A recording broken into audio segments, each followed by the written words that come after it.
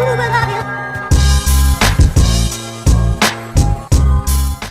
what's up, everybody? This is Christian Yang back with another episode of The Grind, episode 8. I'm here with my guy, Van Brookes. If you guys don't know him, make sure to go follow him. You can just find his Facebook page. And are you on Instagram or anything like that? I'm on Instagram, but that's not really where it's mostly Facebook. Make sure to follow him on Facebook. Yeah. Anyways, for the people that don't know who you are, kind of give them a quick intro of what you kind of do and who you are and what you're trying to do.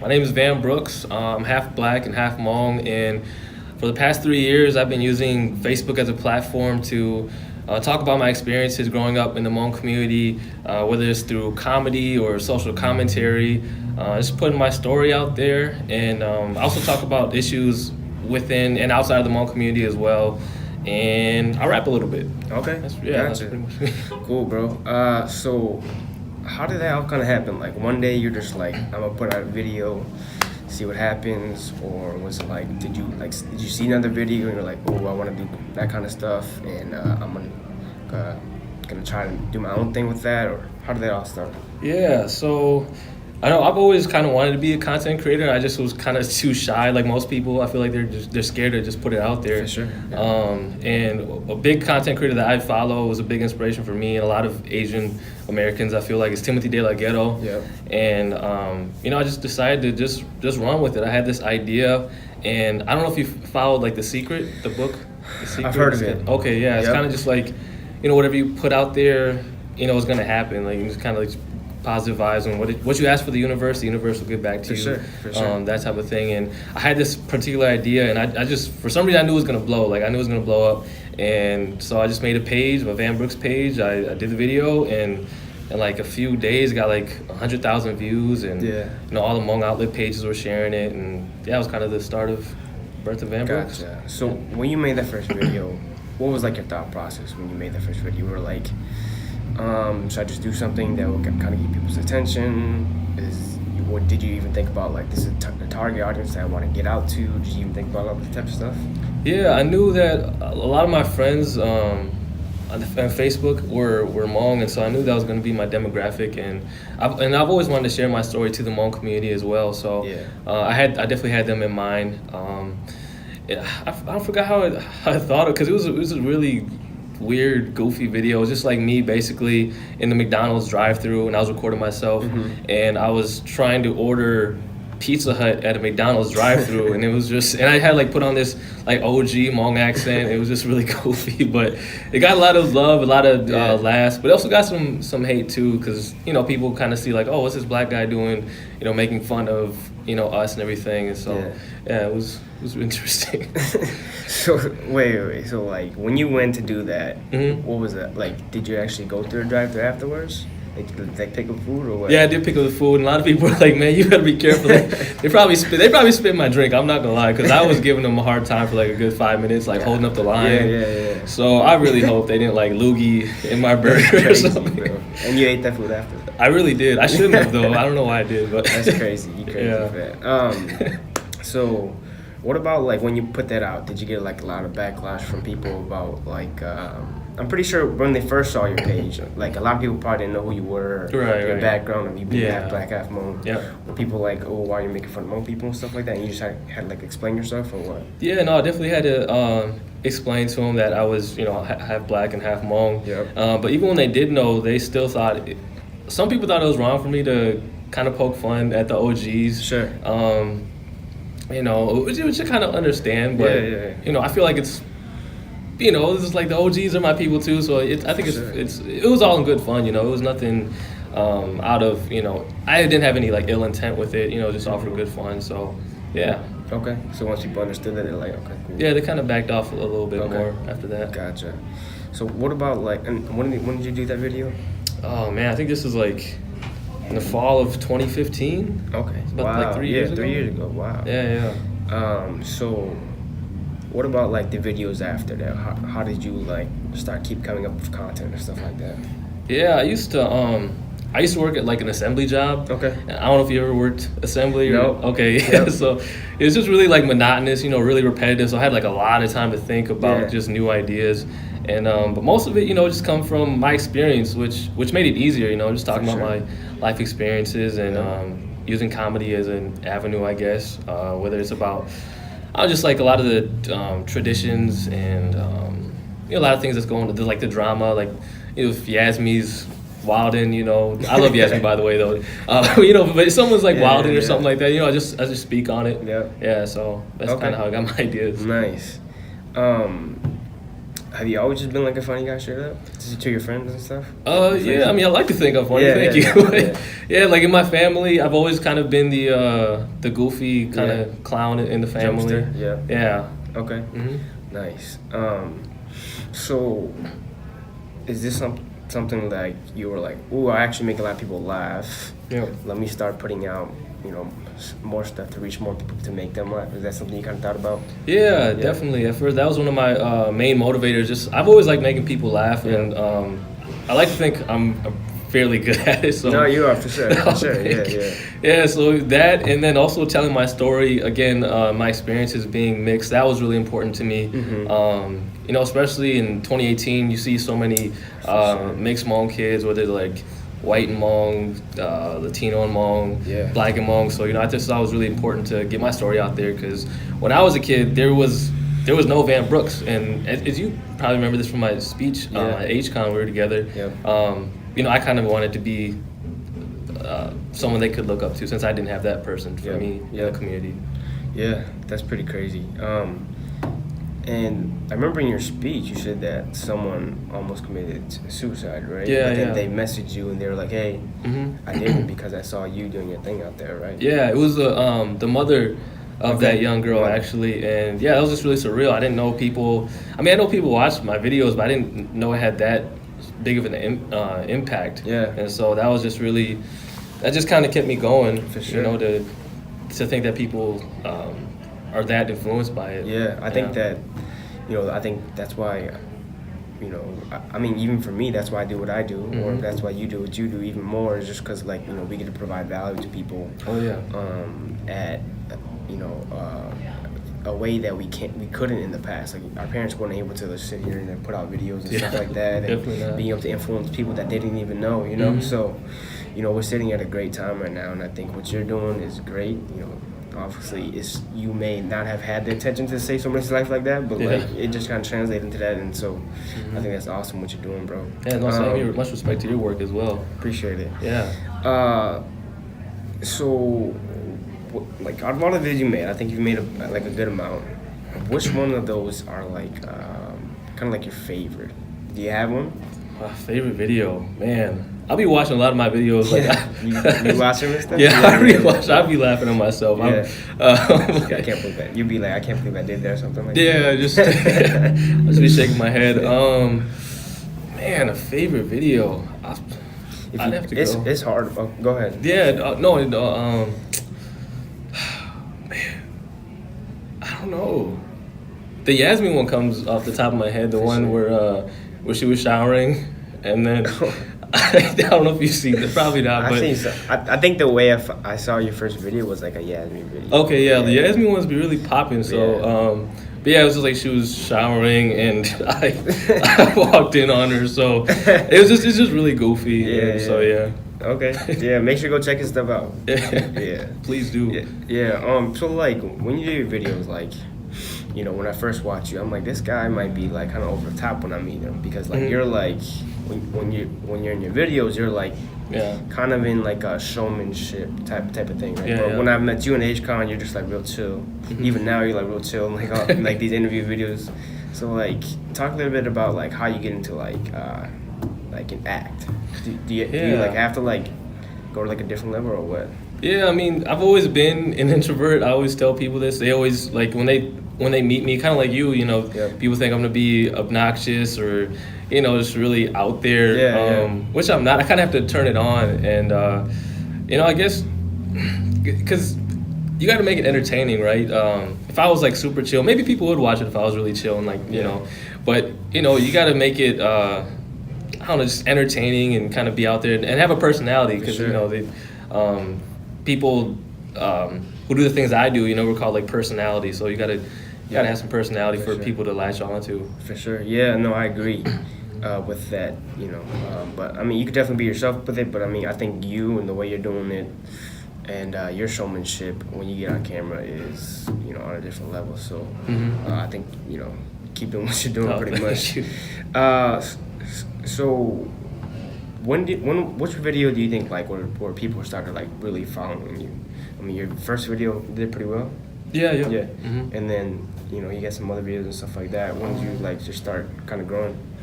Oh man, I think it was soon after that first like drive-through video.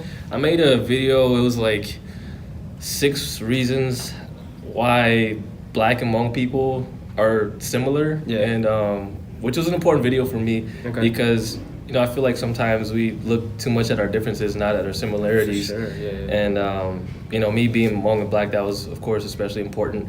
And I think that one also did pretty well in terms of shares and the engagement from the community. And so I think that was probably the video that kind of really sparked the following. Gotcha. Okay. Cool. I got to make sure I check that out. So, but yeah, I do think there's a lot of similarities for sure. Yeah. So like you did a lot of comedy. You said you're just starting your rap stuff. Is that pretty new? Have you always been rapping or what?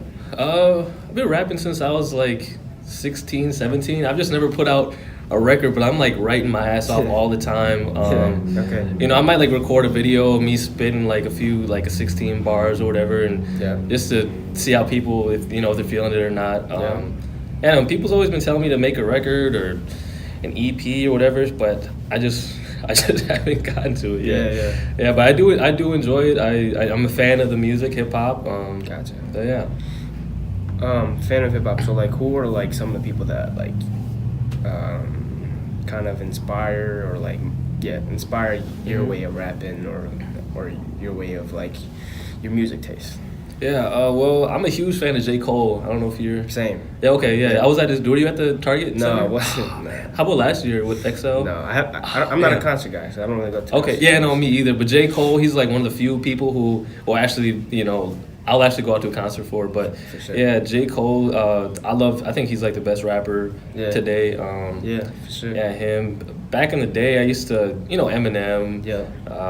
Lupe Fiasco. His new track? His new CD? I haven't listened to it yet. Really? His newer stuff is kind of falling off. That's kind of what people say most about Eminem these days. But I definitely tuned in for the MGK and Eminem beef. Yeah. I think his new album was pretty legit. There's a couple songs that I like not all of it, but like some of them I like. Especially his one with like Jonah Lucas. But I have to go back and like listen to the other ones too, because this one's a little bit better than the other one. The other one was kind of like a flop. I'm a big Eminem fan, but like the other one, I could not do it. No, I agree. Jonah Lucas too, by the way. He's like him? Yeah, no, he's a monster. Yeah, he's pretty legit. But yeah, big J. Cole fan. Drake for sure. Oh yeah, for sure. Gotta throw Drake. What? You just listen to Lil Wayne's album? No, I only listened to Mona Lisa. Okay. But I heard that was like one of the dopest. Yeah, I heard that was one of the dopest. That's records on there. Because it tells a story. So like. Yeah. But him like using one of his shorties to like stick up this dude. Yeah. So it was like a poet. Yeah. Poem. Yeah. Yeah. I don't think anybody was expecting that up in the pop or like come out right at that time. Oh yeah, for sure. Because like I think he just told everybody about it like 2 days ahead or something. He's like, I'm dropping on my birthday. Yeah, I saw the video. Yep. So yeah, that's cool. Let's see here. So like, what do you hope like all like the videos and comedy and rapping? What do you hope that kind of takes you? What are you hoping that kind of get to? Have you even thought about it yet? Man, I really put too much thought into it. I just hope it inspires people to get their story out, especially within the Hmong community. Like diversity, the representation that matters, and I feel like I represent a small group within the Hmong community, mixed multiracial kids. Yeah. But I hope not only just multiracial kids in the Hmong community. I hope it also inspires. Whether you're LGBTQ, woman, immigrant, refugee, I just hope it inspires other, those type of people too to get their story out as well. Sure. And that's kind of been the main prerogative, as well as making people laugh and being entertaining. Yeah, that's awesome. Yeah, I think that's the same reason I do what I do. Mm-hmm. I mean, for me as well, just to be able to do what I want to do, but at the same time, be able to provide people value and being able to help them just see people like yourself or the other people that's been on, you know, for them to be able to see someone doing something that they might want to do. Yeah. And then for them just to take that back and just, you know, kind of study that is something that I'm trying to provide. So what you're doing is awesome, I think, too. What about, like, favorite comedians? You got favorite comedians? Favorite comedian, like on social media or like stand-up comedians, or just in general? Yeah. Ooh. Man, well, if you're talking stand-up, you know Dave Chappelle. He's a GOAT. Yeah, GOAT for sure. Yeah, him. Let's see, Dave Chappelle. If you're talking about like content creators, do you know like Supreme Dream, Mark Phillip? Okay, that's like he's hilarious. Yeah, no, he's one. Caleb City. Yeah, I'd probably say those guys off the top of my head. Gotcha. Yeah, Dave Chappelle GOAT for sure. I just watched like his Netflix specials. You see yeah, those? yeah, I did. Just killed it again. He's a genius. But yeah, I love Supreme Dreams though. Every video they put out is just like fire. He put out like this one about Chick-fil-A. Did you see that one? Oh yeah, I did. I was like the other day, I went to Chick-fil-A, right? I pulled up and I said thank you a lot. Like, yeah. I go up and I pull up and I'm like, I order my food. I'm like, thank you. They're like, what do they say? They're like, I forgot. I forgot. Anyways. They keep, every time I said thank you, they kept saying it. Oh, my pleasure. Oh, so, yeah. I ended my order. I'm like, okay, thanks. Like, my pleasure, and I go to the driving window, and then they give me my drink first. I'm like, okay, thank you so much. And they're like, my pleasure. And then they give me my food, and I'm like, thanks. And like, my pleasure. I'm like, are these people like robots? I swear, they're like androids or cyborgs or something. I'm just like, how do they get them to train them to do this? I just don't get it. It's crazy. It is. I guess, man. So a question I like to ask all the time is, what are you obsessed with right now? Like for me, I'm a music guy, so like I'm kind of obsessed with like Lil Wayne's new album. There's a couple songs I like on there, but you know I got to get through all of them, just kind of understand them. That's natural. Yeah. Oh, Logic. Yep, for Okay. sure. I love Logic. Yep. So him too. This one, there's only a couple songs I kind of like, but I love what he's doing because he's putting out like album after album after album. So he's putting in the work. Yes, sir. I think he really understands like the way people consume stuff now. It's like if you're not getting people's attention like tomorrow, like you could put out an album today and then tomorrow people forget about it. Yeah, you know? exactly. So I think Logic really understands what's happening right now. So I think that's why he does what he does. But I mean, you could go the other route too, where J. Cole like. Doesn't tell anybody when you put out an album. Just out of nowhere. But he has such a big brand that it doesn't even matter. Yeah, that's true. So, what about you? What are you kind of like obsessed with right now? What am I obsessed with? Going back to school and focus on being obsessed with going back. Okay. Yeah, get my degree. Okay. In education because I work with kids. Is that another passion of yours? Yeah, no, I do enjoy working with children. For sure. Not to be cliche or corny, but they really are the future. So. Yeah. Oh yeah. Yeah. So you know that's really something that I love doing. Besides that, do you watch anime though? Oh yeah. Okay. Yeah. Boku no Hero. Do you watch Boku no Hero? You know what? I haven't really kept up with the anime scene. So. Okay, that's all good. Yeah. So that one, I know a good one. Like late at night, if I'm staying up late at night, like I always look up like theories, like anime theories. Or like alien theories, like they don't tell the episode, right? Yeah. So okay. I'm always looking up like weird type of theories, whether it's like with fiction, anime or cartoon characters, the government, all the type of conspiracy stuff. Yeah, I'm obsessed with that. Gotcha. I'll be up till like 4 a.m. in the morning watching that type of stuff. That's crazy. So like, do you like go in depth with those theories, and you're like, do you actually like believe some of them? Like you're like, oh, that might actually be true and stuff, or what? Yeah, like one thing that I'm really big into is like. Do you watch Rick and Morty by any chance? I don't, but you heard about it? Yeah, I know. Yeah, it's pretty popular. Yeah. Okay, so there's like they play with the whole idea of there being like alternate dimensions. Oh yeah. Yeah. So I'm kind of like a believer in that there being, other dimensions. Yeah, other dimensions. There's another Christian and Van Brooks talking somewhere in a Caribou Coffee. So I kind of believe in that. Okay, gotcha. Yeah, I get it. Well, cool. So you're on Facebook right now. Is that like the only place you put out stuff, or what? Yeah, it's just really been Facebook. People tell me I should get a YouTube, but I don't know, man. maybe I should reach out into YouTube and branch out. I think you should be on everything. I mean, Yeah, if videos you put on Facebook, you can just easily upload them to Right. YouTube easy. Mm-hmm. But Instagram for sure. Instagram right now is having like a really big moment. Yep. So like, you definitely need to be out there. Yeah, like the Shiggy challenge, that blew up huge on Instagram. Yeah, one video and he's like, he's blown up. Yeah, so, working with Drake and all that. Yeah, So it's crazy for him. Happy for that guy, but yeah, me too. he's killing that. But yeah, get an IG for sure. And if you need help, let me know. Oh yeah. But yeah, I think that's pretty much it, man. For the people that want to be like, want to be able to get better at comedy, or want to be able to get into rapping, or want to be able to be a content creator, and being able to grow their following on Facebook, what are some, maybe pieces of advice or piece of motivation for them? Yeah. Okay, yeah. Well, as cliche as it sounds, you can't be scared. You have to. I mean, it's totally understandable. Being afraid, doing new things, branching out. That's totally normal. But when you let that hold you back, that's when it becomes a problem. So don't be afraid to put your stuff out there, no matter what you're doing. Whether you do comedy, rap, whatever. Just don't be afraid to do that, and be confident in your craft. Because funny story. Originally I wasn't supposed to be one of the speakers at AgeCon. Yeah. I wasn't supposed to be one of the original speakers, and Jonathan had hit me up saying like, "Oh, we're gonna at one point in AgeCon we're gonna highlight some up and coming content creators." And I've heard about AgeCon. I was following him on his page, and I was just really excited. I'm like, "Oh, be up and coming content creator, like I'm down bet." Yeah.